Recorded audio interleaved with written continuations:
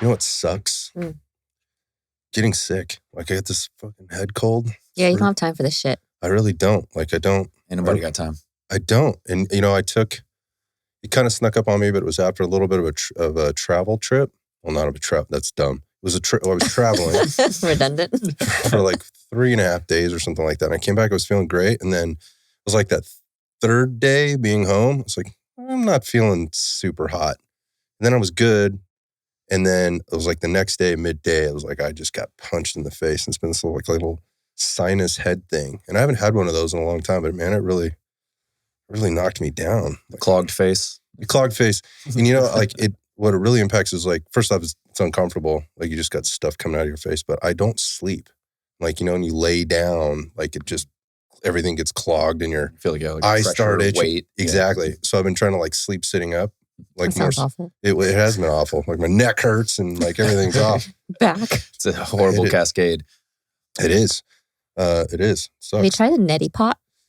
I hate the neti pot. I've tried it before. Like Novage. Honestly, like there's not. It's like not like my sinuses are swollen, but there isn't. This is gross, but it's not like I'm draining a ton.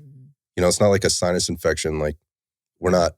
That's almost more frustrating when it's just I know. It's dry and swollen. Yeah, it's like nothing satisfying. No, it's not green or orange or anything coming out of there. You're not expelling anything and feeling satisfied. Like, I got that out of there. Yeah, so since we got past that, on that note, intermittent fasting.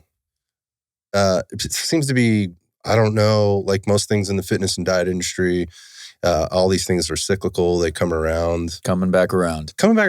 Why, Stephen? Why are we talking intermittent fasting again?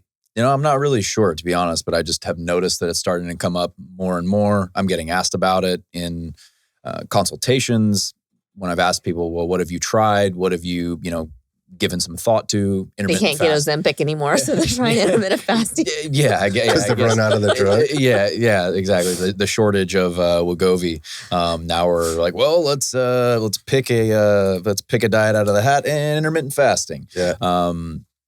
I mean, maybe that, I'm not sure exactly why. I think it initially kind of had its original heyday in the keto craze, which I don't know how long ago that was now, 5-6 years ago, something like that.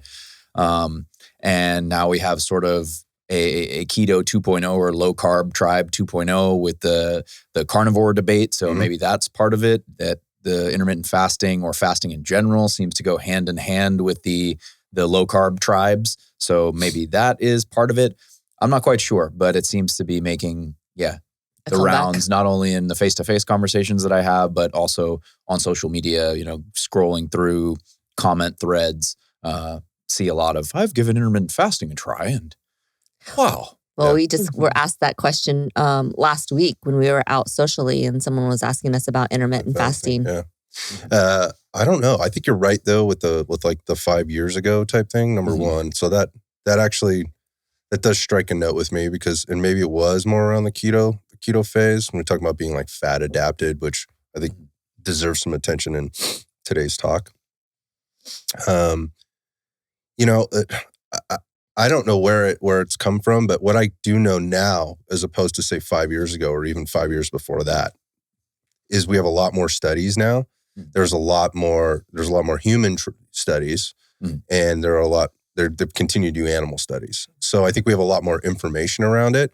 Now, the quality of those studies, in terms of like randomized controlled, human observational, right? Randomized controlled studies, as our good friend Lane Norton would say.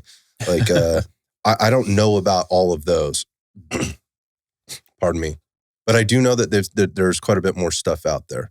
And I also think we have a lot of more anecdotal stuff, which there's something to be said for with regard to people, trying these types of diet strategies or nutritional strategies, however you want to look at it, to obtain certain goals. And a lot of this research, I think, is being done with athletes. So we've seen a lot of athlete stuff done, which I think is valuable to folks on the show that listen to the show.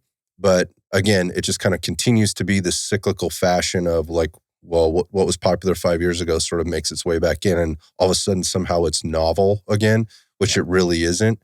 So the the purpose of today's talk was just to really kind of dive into this a little bit, maybe clear up some of the mystery around it. What is it? Like, what are the potential benefits of fasting in general? But this term intermittent fasting, I think, is misunderstood. Not that people listening to it are dumb. Listening to this are dumb. That's not what I'm saying. I'm just saying it gets, like most things, particularly in the nutrition and diet industry, man, things get cloudy and they bleed over into all kinds of other areas real fast. So there can be a lot of confusion around and just misunderstanding about it. But anything that might give us some weight loss, it can become very popular very fast. Yeah, that's where most of the interest is coming from is in terms of weight loss. But I think also in recent years, there's been a little bit more of a trend towards the kind of longevity or lifespan crowd, biohacking crowd, living to 120 plus years old crowd, and fasting kind of falls into that category or that discussion as well. I think it's important to, I guess, begin by defining the difference, at least colloquially, because we can talk about what actually defines a fast, between intermittent fasting and caloric restriction, which might sound like the same thing, but it's not quite the same thing. I agree with you 100%. I think for people to wrap their heads around this, we need to talk about that. And I think, sort of if you look at it sort of at the highest level, whenever we're trying to maybe lose weight, which is, if you listened to our podcast last week, it was all about the weight loss concept and kind of how that's been drilled into people's heads and how there's, again, mystery and confusion around it, that I think it makes people kind of unhealthy at a couple of different levels.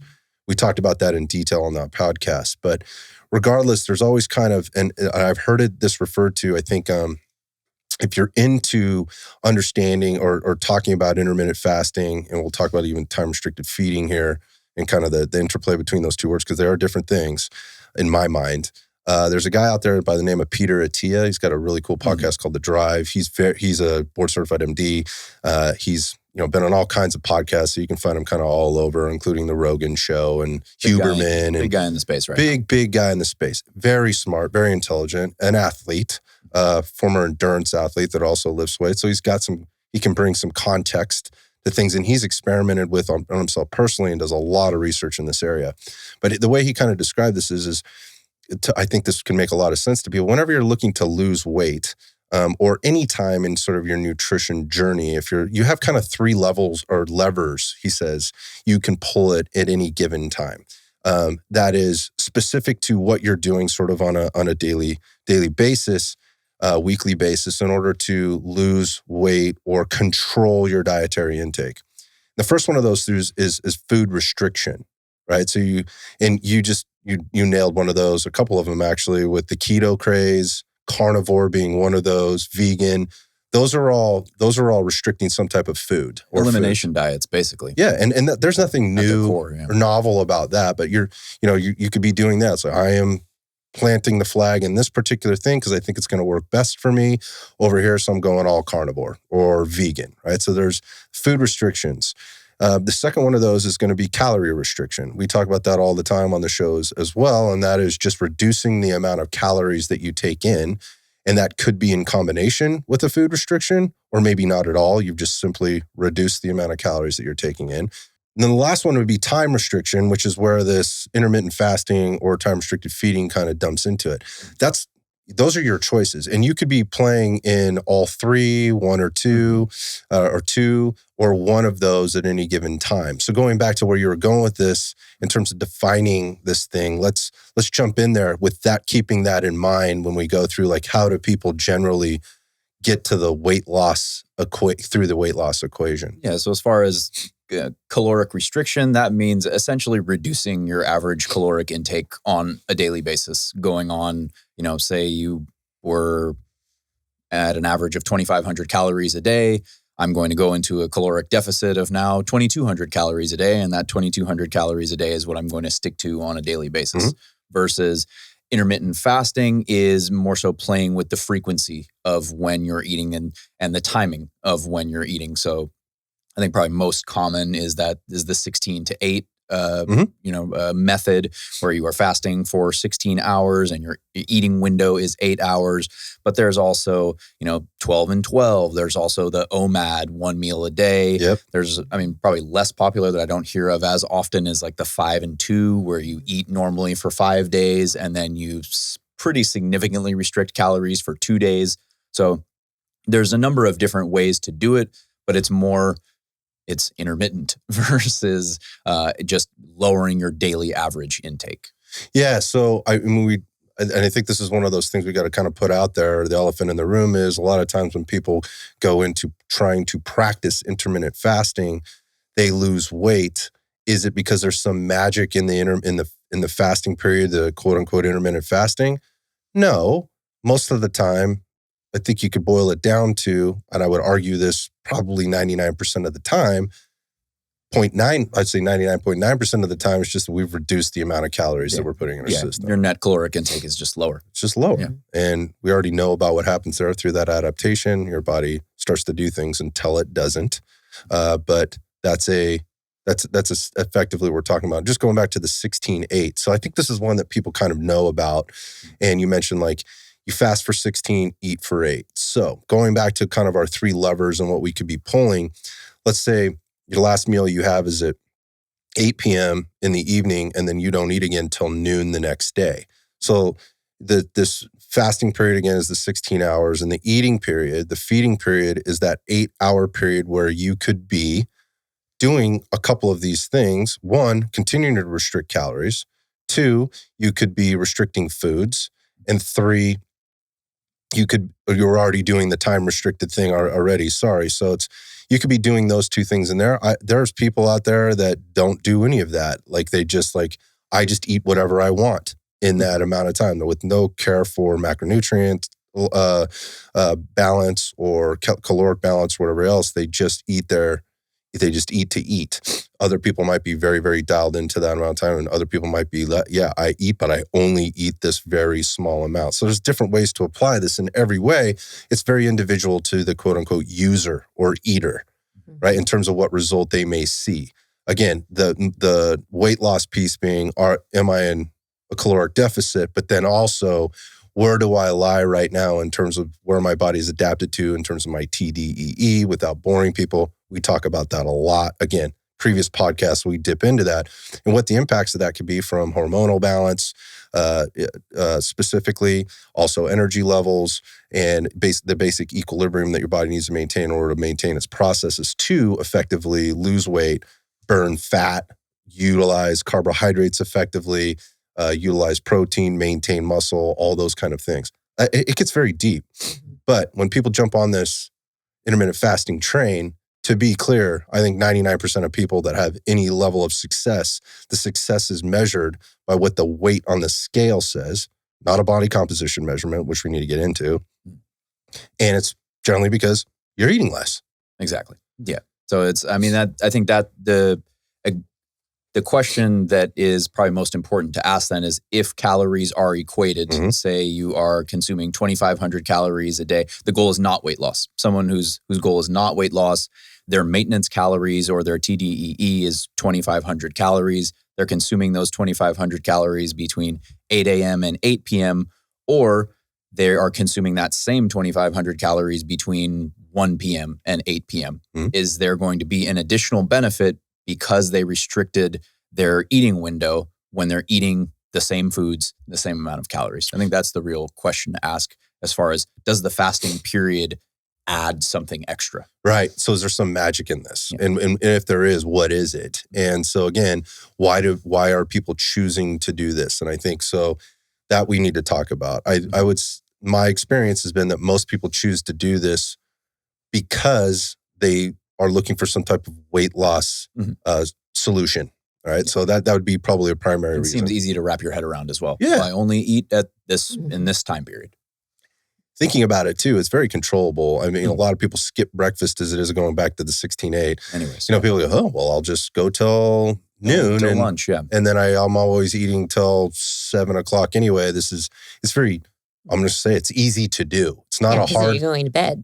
It's not a new habit or a new structure to adopt. And that's why a lot of people hop onto it. Yeah. See, it is fairly easy when you think about it. The other thing to think about is like other people jumping on would be for some type of performance benefit. And I think that's where things does the fasting period give you some type of a performance benefit? Edge, or an edge.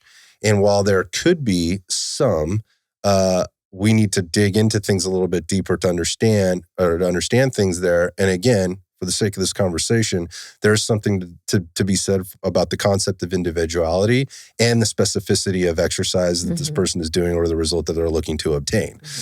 So that is it depends answer. But I just want to kind of bring that to the table as we're kind of setting the stage for kind of what happens next with regard to what people think might be happening in terms of what that magic is in the intermittent fasting or what they've been hearing and what it, and I guess why they would choose to do something like this and why they think in their belief system outside of making sense. Well, this is because this magic is happening. And I've had conversations with folks before. I'm like, wait, what did you say? Like what's happening? Like they're talking, they're trying to talk to me about, human physiology with really no basis for doing that. But they're repeating what they've heard from somebody else. And they talk about ketosis and being fat adapted and, how their mental clarity is better and, all insulin sensitivity and all of these things. So before we get into that stuff, maybe what we talk about is like, where did this gain popularity? We talked about sort of the time period, but how did it gain popularity?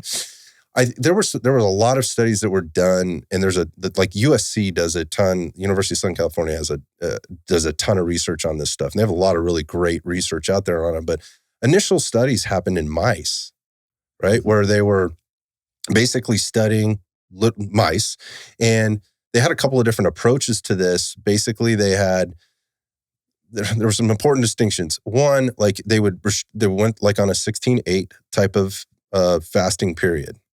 And they would give, one group would get, unlimited calories of, more of a healthy type of mouse food, whatever that is. Nutrient breakdown. Yeah, nutrient breakdown was sort of, the finest cheese and all that. whatever it was, right? So they were managing the types of food that were going into the mice.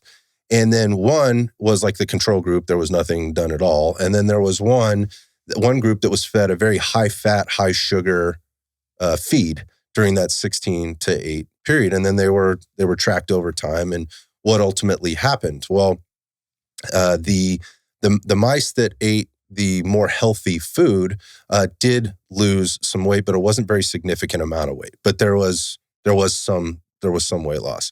The ones that were given, again, the control group didn't really change much at all, which is, it's an animal that works basically as pre-programmed. That probably wouldn't surprise most people.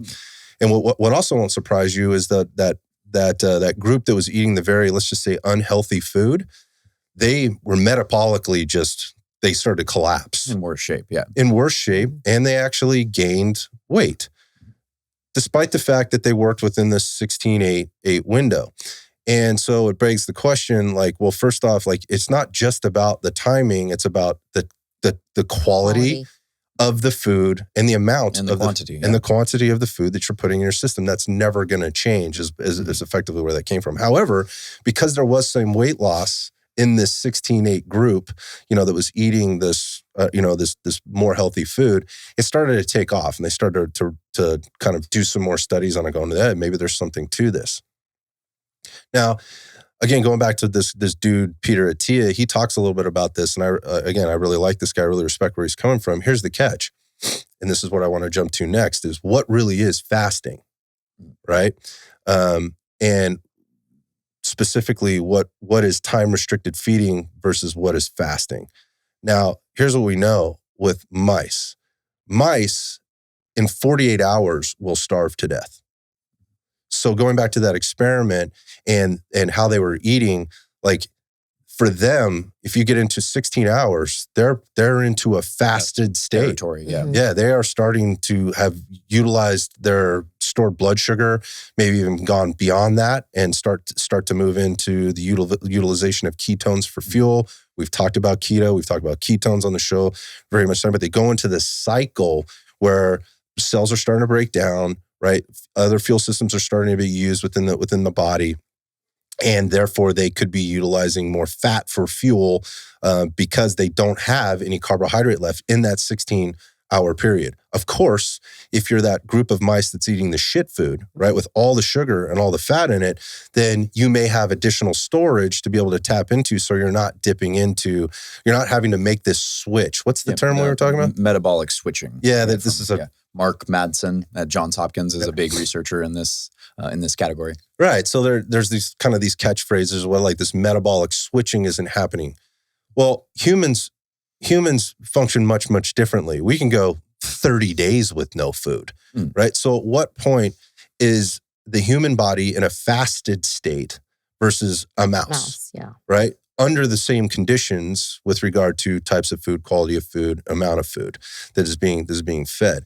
I think that's an important distinction because at no time, at least to my knowledge and from what I've heard, and I kind of dug into this even a little deeper before today, there isn't a comparison. There really isn't an equation to account like, well, what's fasted state for a mouse as compared to fasted state for a human? And how long does it take to get there? Mm-hmm. But the question is 16 hours without eating really a fasted state for a human being? And I think there's a lot of question around that. And my argument would be, no, it isn't. Because I know a lot of people that only eat 1, maybe 2 times a day, and they're only eating, and they're certainly not, and they're not losing weight. They don't seem to be running on ketones? Yeah, there's no magic happening there, right? They're certainly not dipping into their liver glycogen and stored muscle glycogen and even into the brain, the glycogen that's in the brain at that point when we talk about that base currency of fuel that the body needs. So like if you're on a 16-8 eating schedule, are you truly fasting or should we be calling that be time restricted feeding? I don't know. I don't know. I mean, I think that is when I was looking into this and when I found some work by this gentleman, Madsen from Johns Hopkins, and his work states very, very clearly and plainly, well, if you fast for literally, I think it said several hours, your body is going to exhaust the amount of calories from your last meal. Your body is going to exhaust your stored glucose, and you are going to metabolic switch to now you are burning fat, and your body is dipping into your stored fat to utilize for energy. We're using ketones instead of glucose now, and as a result, we're basically mobilizing stored body fat to use for energy, and therefore we're losing weight. And when I read that, I was like, hold on, several hours? That doesn't seem that's right. vague. Yeah, that doesn't seem like nearly enough time to exhaust all of your glucose stores. And I think a lot of people who've maybe tried a keto approach and are actually measuring ketone levels in any type of accurate way, they find that getting into true ketosis is a lot more challenging than not eating for 8 to 10 hours. I don't want to say, actually, I said very difficult. I don't think it's very difficult once you understand how your body functions. And again, that is very much dependent on what's happening with your body at a health level and what your fitness level, training age is, and where you are particularly at any given time during your training phases, life stress levels, or anything else. But my question would be to that person who's doing that, like, after several hours, what if I'm diabetic? Does that work the same? Yeah. I'm going to say it doesn't. Like, I'm going to say probably not. Yeah, it's right? but you're probably not getting through your blood glucose quite as quickly. Yeah, so it's very individual. It is it's going to be very individual. And again, going back, like, is 16 hours enough time to get there?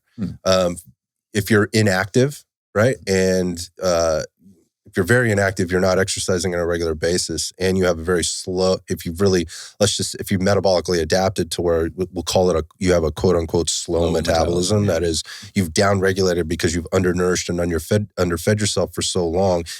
Your fat mass is much higher than it should be as compared to your lean muscle mass. You don't have the same machine to burn those calories that you put in. And then you go into the 16-hour time frame. Are you really moving into this burning the stored fat?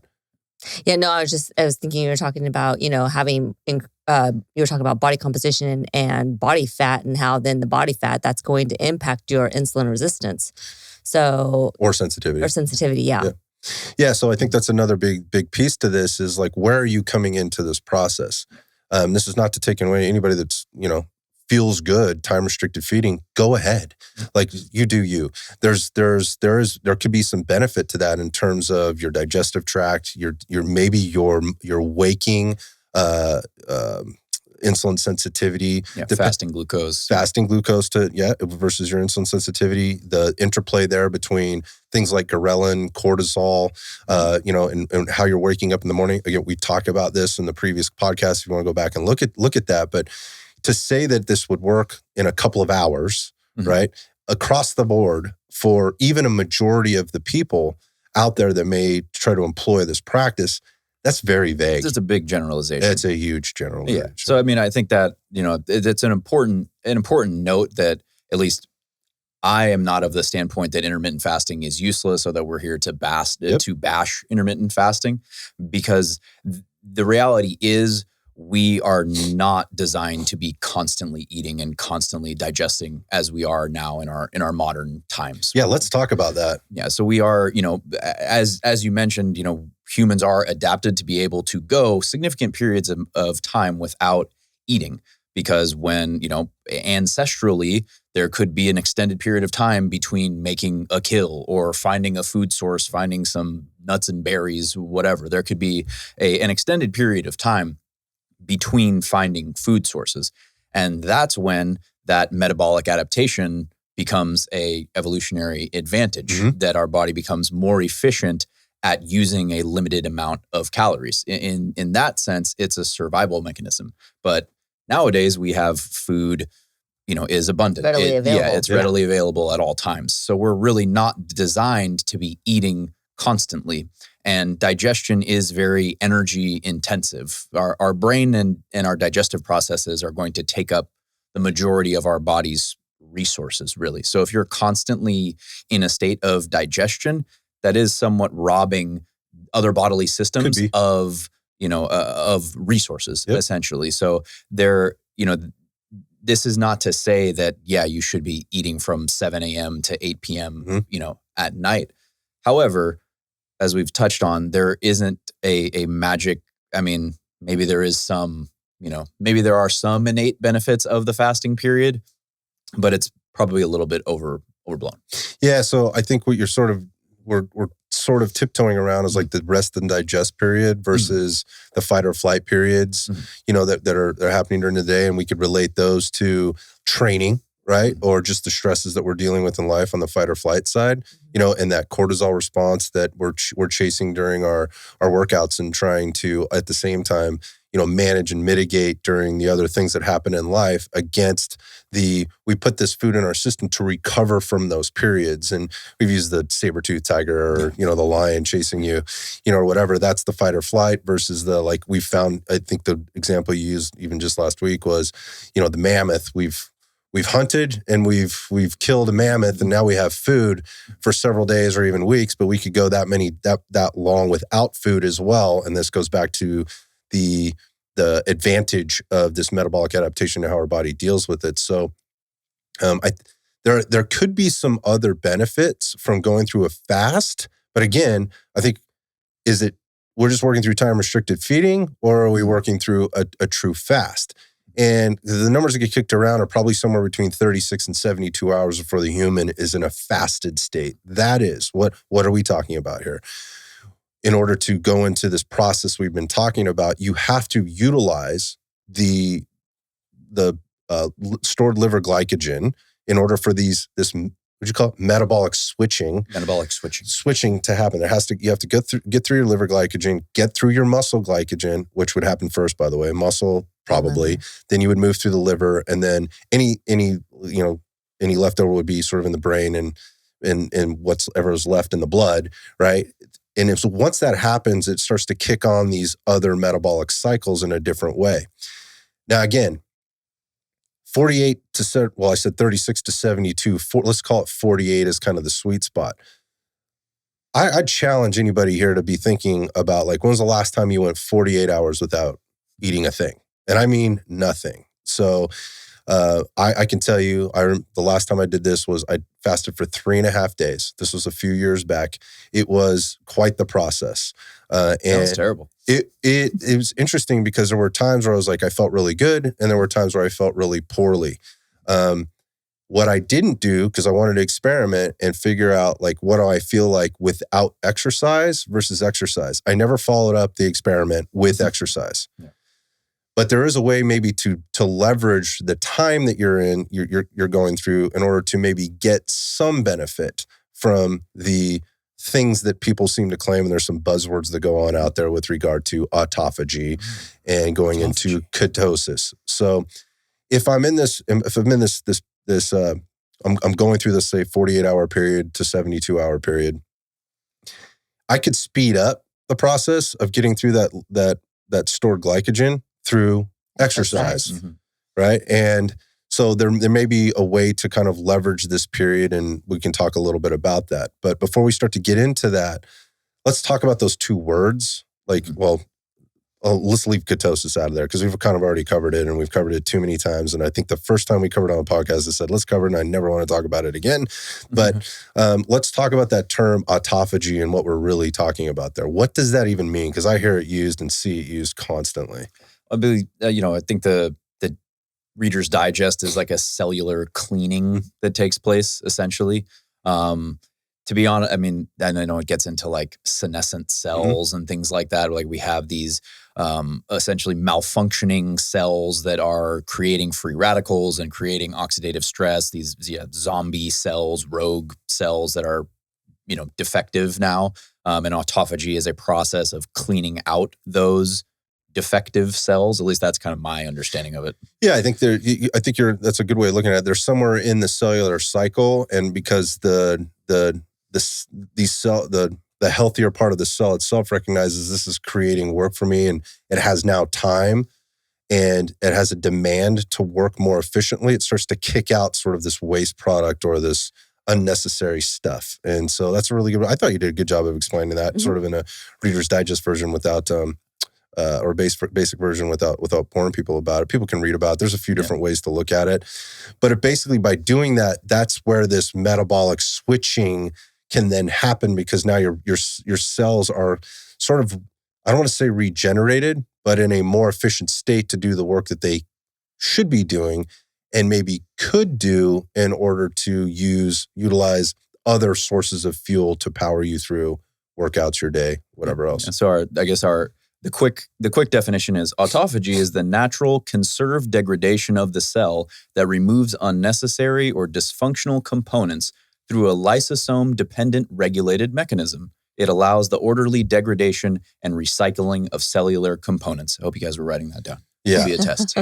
So let's just call it a refresh. Yeah, it's like cellular recycling. It's like a reboot. Yeah. Right? Cleaning out the garbage. Yeah. Why would that be important? Taking out the trash. Cellular regeneration. And why would that be important just in terms of what we're trying to get our body to do on a regular basis anyway? I think what you'll read is people have taken that and then they've correlated to that. Well, if that's happening, then hormone regulation should be more balanced. Right? My blood sugar levels should be more balanced, or my insulin sensitivity should be more balanced. My digestive system or my digestive tract should be more balanced, right? My ability to transport nutrients should be more balanced. My ability, more specifically, to onboard nutrients that may have been blocked from being onboarded or absorbed cellularly, because now we don't have all this junk in the way. We've decluttered the situation. We've detoxed the cell or whatever. It puts us in that position. There's probably quite a bit of truth to some of that, but it is very, very tough to prove that in clinical trials. It's more from like what the outcomes are that we're seeing maybe in a blood panel, and what's being reported subjectively by people that are going through this that is giving us more of these results. And I want that to be clear, because like there'll be more science that comes out, and there's some stuff that's getting really deep into it, but there is a lot of correlation. I'm going to go back to the mouse study. Just because it happens there, we've talked about in vivo versus in vitro type of, studies and experiments with things like sucralose or whatever, caffeine, very different than what's actually happening physiologically in the system at a very, large level. I mean, we're a very complex system of all kinds of things that, it's Humans tough. versus Humans, or humans, period. So, and again, it depends on what the outcome you're looking for is. How biased are you? What is the study actually trying to answer? So, again, the autophagy thing becomes like, oh, well, that sounds great. I want to autophagize. You feed me to it. Yeah. I want to be autophagying all over the place. Yeah, who doesn't want some of that in their life? And I think that's kind of where the divide in fasting is, there's the weight loss camp and then there's the longevity camp. And I think the longevity camp, they are more concerned with the autophagizing. And again, there could be something to that. I think there is, when you look at the research, there is more evidence for caloric restrictions benefits for long-term health than intermittent fasting. So I think that takes us all the way back to, is the fasting period really necessary to achieve the same results as just eating less calories on average? I think that is the question that we should be asking, because when we look at the health of, again, I like to try to keep things local, but you look at the world. I mean, there's basically been an ongoing experiment here for a very, very long time in this country and in other countries, if you want to look at it that way, just in terms of a westernized diet or the standard American diet, the sad diet. And it's proven it without a doubt. There's no argument that if you eat that way, it's going to put you in the grave way sooner. Mm-hmm. Just look around, right? Just look around. And when things come up and rear their ugly heads, and people start to come down with flus and illness and things like that, we can see pretty quickly how quickly it can take somebody out that's in that state, that's been eating like that for a long time and not taking care of their body. And then we start adding other things, let's just say synthetic things to their system in terms of medication, drugs, pharmaceuticals that already make some of those things, or make it, while maybe addressing one symptom of a bigger problem, we've actually compounded the thing and people start to die. We've seen a lot of that in the last few years. Yeah. So going back to the longevity piece, like I get that, but to your point and why we would want to be looking at this, but you first have to get to a point where that becomes the concern and that becomes the goal. The majority of people in the United States, that is clearly, while they might say it's their goal, as far as longevity goes, but they're not behaving that way. And they've wound up in this state of, they've wound up in a very unhealthy state. When we look at, metabolic syndrome and all the factors that go into that, and there's kind of there's 5 things that you could flag on. And when you start to get up to like a certain score on like 3 to 4, like A1C is an indicator of that. Cholesterol is one of those 5. You start to go down the blood sugar, blood pressure, glucose, and your weight. All of that stuff starts to be added up. And once you start to flag at a certain level, then you're considered to have metabolic syndrome. Our country is riddled with this, right? And the world is too. And so going back to your question about, is it better to just make sure we're managing the quality and quantity of the calories that go into our system, or is there some magic in the timing? I think people kind of understand where we're coming from on this at this point, but I think also it might be kind of interesting to talk about when you look at who this might benefit, right? So if we have this obesity epidemic that we're dealing with, and it's very important, we know, again, going back to the metabolic syndrome, weight being one of those things, insulin sensitivity being one of those things, blood pressure being one of those things. And if we can reduce weight, right, we know in that process, a lot of these things will start to better themselves, right? Gonna take care of themselves. They end up, likely they will. Assuming we're not too far down that path and we're not pumping ourselves too full of pharmaceuticals, and we're making a conscious effort to do things like exercise and whatever else. So diet, exercise, stress mitigation, management, sleeping, we talk about ad nauseum. People are bored, right? With that EAT squared plus E acronym. Who might this be good for? Like, is fasting, and I'm just going to call it that, versus, and I'm going to call it restricted feeding times. Time restricted feeding. Time restricted feeding. And therefore restricting caloric intake at the same time. Could this be detrimental to somebody who has very high fat mass, very low amount of muscle mass or lean tissue, and now going into this time-restricted feeding and caloric restriction as a means to lose weight.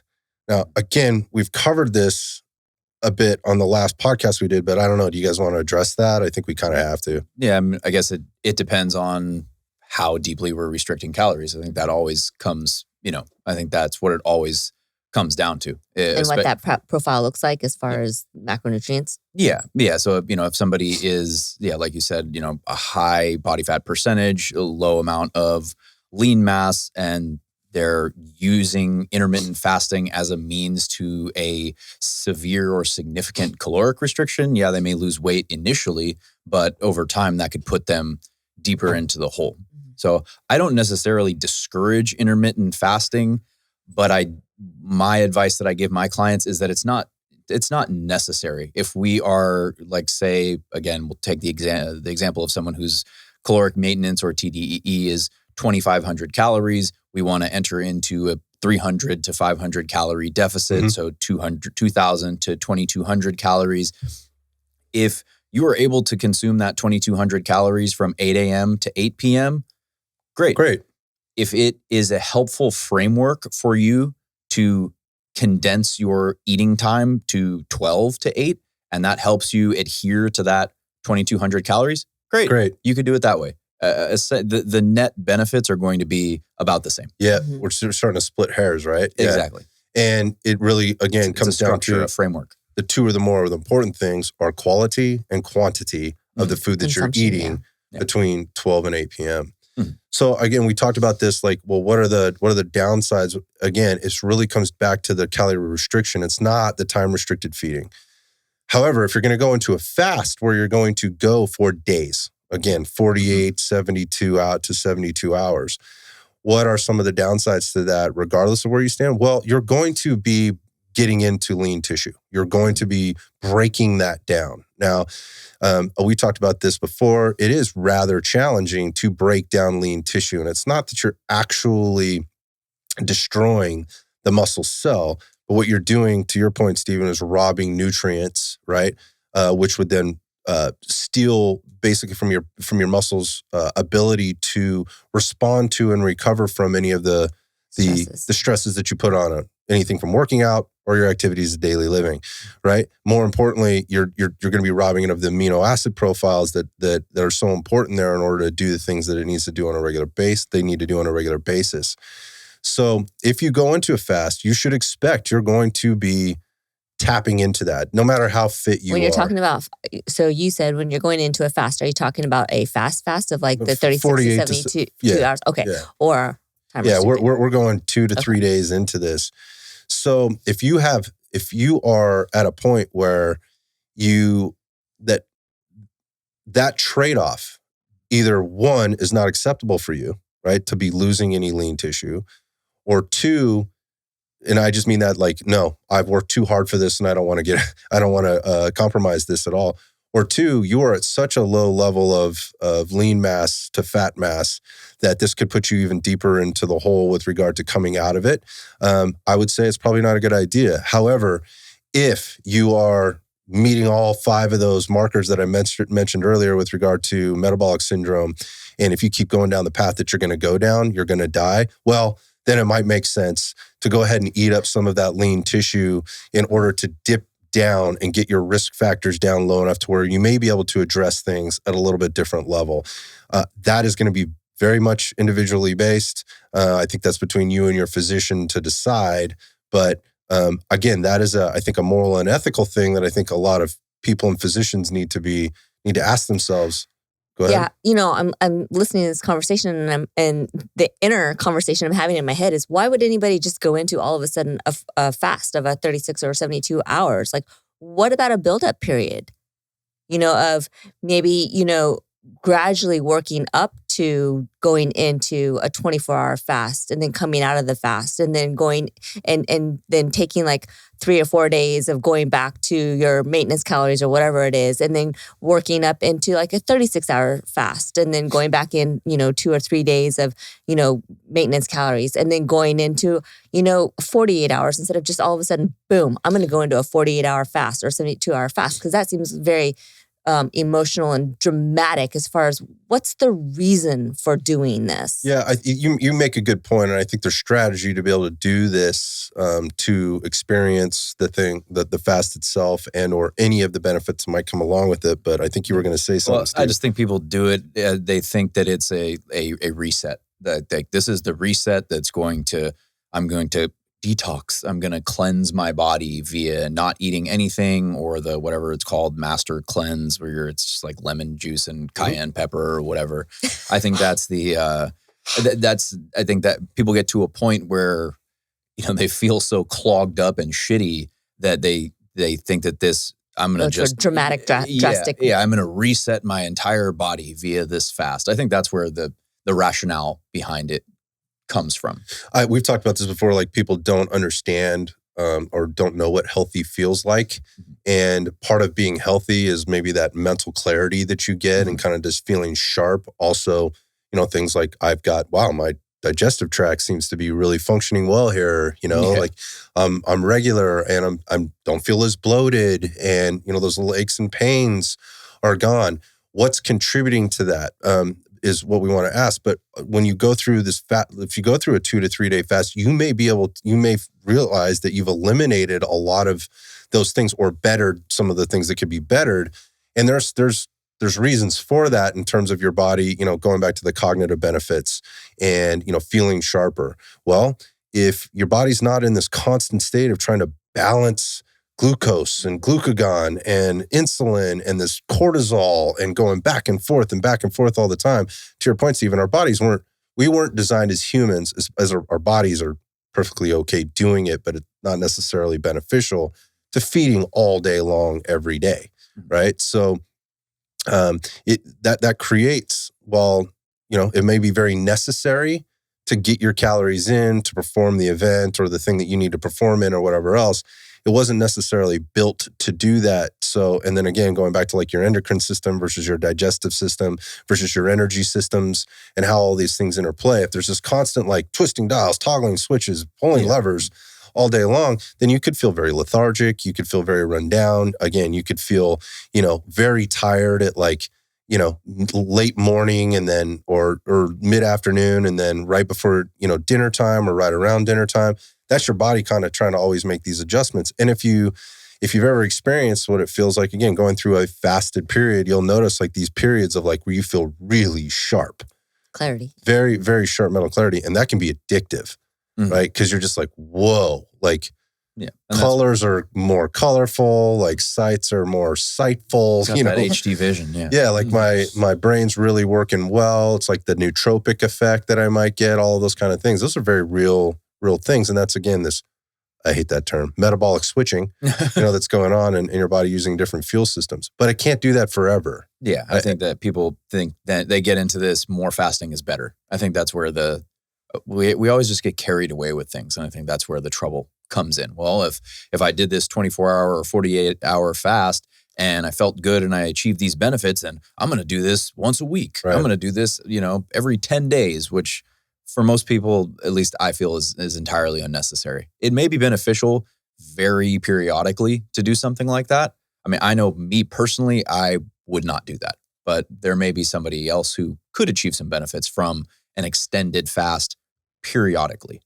Yeah, you brought up a good point there, Cece, just about how to maybe enter into this and play around with it. I encourage people to play around with it. I think probably people have already done that unknowingly. Like, think about what your weekly schedule looks like versus like what your weekend schedule looks like in terms of eating and, how your activities tend to play out. If you're that, you got kids like in soccer, or whatever, and they play their games on the weekends, like, and it's an early morning game, you got to get to the thing early or whatever else. Oftentimes you're getting up, grabbing a cup of coffee or whatever, you're running out the door, you're getting into the field, they get there for the warm up, they do the thing, they play the game, they have the after meeting, and all of a sudden it's noon, time to go to lunch, right? You go to lunch and then, it's run around, do your things. And then it's dinner time. You may eat at 5 or 6 o'clock, 7 o'clock at night.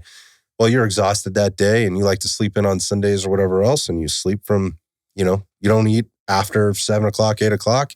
You sleep all night. You wake up on Sunday.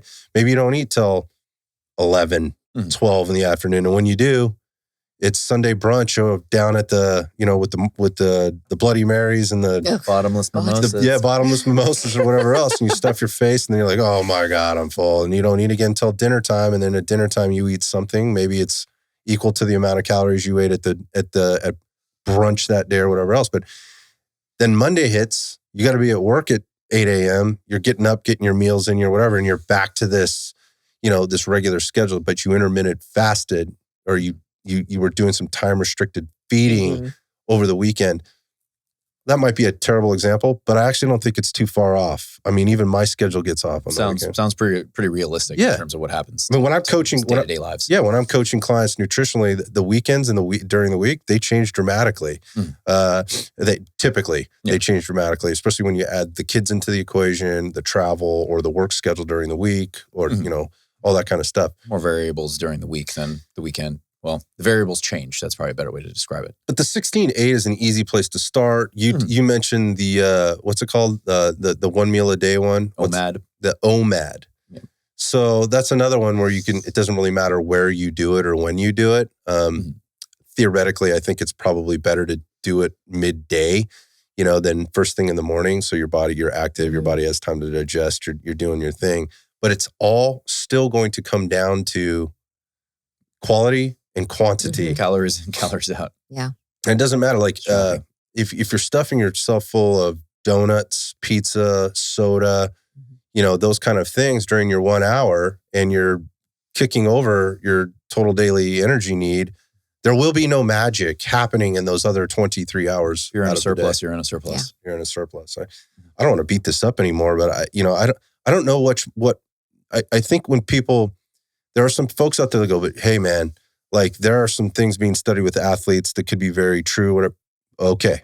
From a science perspective, in terms of being fat adapted, and we mentioned that term on the show here before, yes, there could be some stuff there with regard to athletes being able to leverage this type of eating depending on where they are in their training program as it relates to their utilization of nutrients and energy systems, losing fat to make weight as a weight class athlete or something like that going into a competition.